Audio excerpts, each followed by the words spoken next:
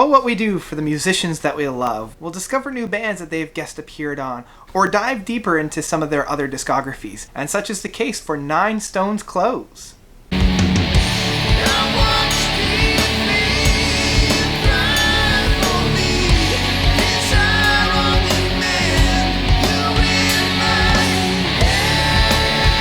So 9 Stones Close was originally a solo project from Adrian Jones. He came from Numb, The Big Lie, Jet Black Sea, and it was originally released in the Netherlands in about the 2008 era. Bringing on some new life, he recruited Brendan Eyre from Riverside, Mark Atkinson from Mandolin Brand and Riverside, and Neil Corin. But what really caught my attention here was actually the keyboardist of Christian Bruin. Now Chris has put out some breathtakingly beautiful albums such as The City of Light and The Days of Summer Gone. So I wasn't really quite prepared for what 9 Stone Close was all about because I'd only really been presented with Chris's work. And so we come to their 2016 release of Leaves. This is their 4th studio album from this group, coming off the heels of a very, very critically acclaimed album of One Eye on the Sunrise.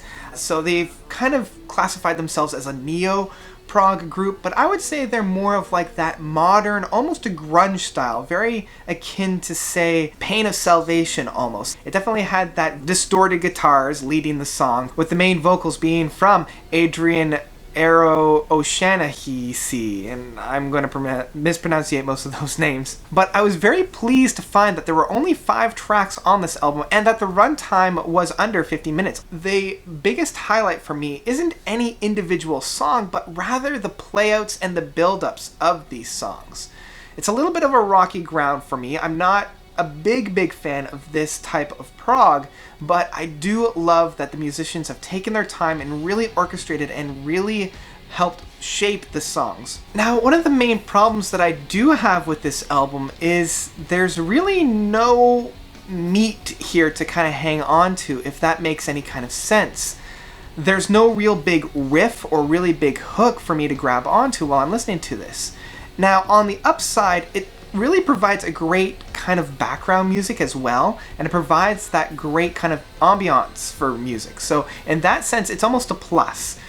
But unfortunately, after you're done listening to it, there's not really too much that kind of leaves you with that album. I mean, the first song of Complicated does open up the album quite nicely at being a little bit of a slow build. It is the shortest song, reaching just the 5-minute mark, but it really does kind of set the stage for what we're going to expect for the rest of the album. If you could see this side of me.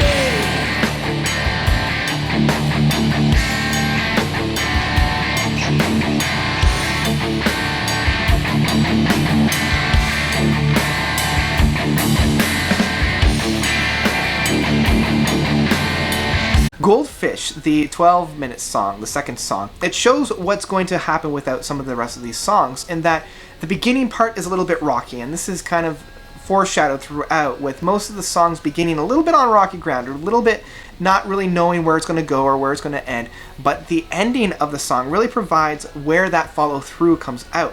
I'd rather have a beginning that's a little bit on the rocky side with a really stand-out finish. That's what Goldfish does. The ending of Goldfish really provides a great play-out that I enjoy from the band. And Lie even has a better play-out, and I feel like they really orchestrated Lie much better. This song is a good 2.5 minutes shorter than Goldfish, but does what Goldfish didn't, and that was provide a much more meatier hook in the end. That guitar riff that's in it, whenever I hear it, it's reminding me of something, and I don't know if it's a King Crimson's Larks in Aspect Part 2, or if it's something from Decembrance's The Hazards of Love, but that just, it keeps reminding me of something, and that draws me a little bit out of the song, but not too much that I don't enjoy that playout. This part of the song, Lie, might just be my favorite song on this album, only because we have this almost cog that isn't quite catching right, and so when it's not catching, it's like jolting you forward.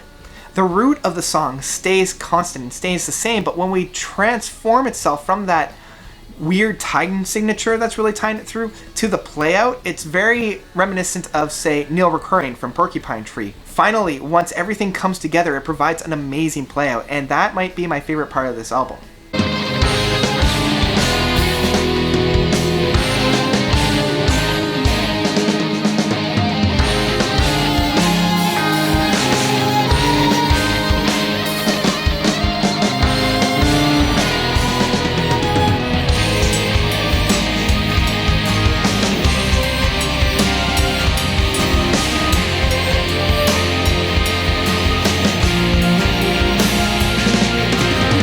The Goliath Song of Spoils definitely is a great kind of those background prog songs where it's over that 16-minute mark. So there's not too much to really talk about here because it really doesn't leave me really with anything. That being said, while I'm in the song, I'm having a ball and I'm having a great time and I'm loving the build-ups, I'm loving the playouts, I'm loving how the song is orchestrated, but unfortunately it doesn't really leave me with too much, and I think that's the overall theme of this album. As I've mentioned previously, it just kind of leaves you wanting more with providing you with too much. And finally, Leaves is a good kind of that play out of the album and almost reminiscent of the album as a whole with the individual songs, where this song is just an overall play out and it just kind of plays you out for that last 13 minutes.